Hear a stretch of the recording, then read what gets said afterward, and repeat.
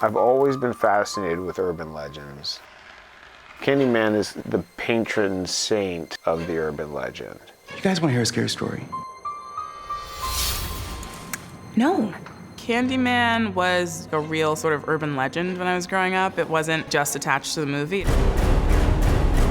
For us, Candyman was some demon ghost man killing people in the projects. Say his name.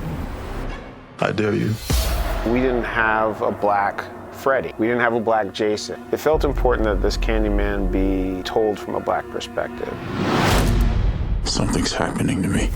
Candyman is so perennial.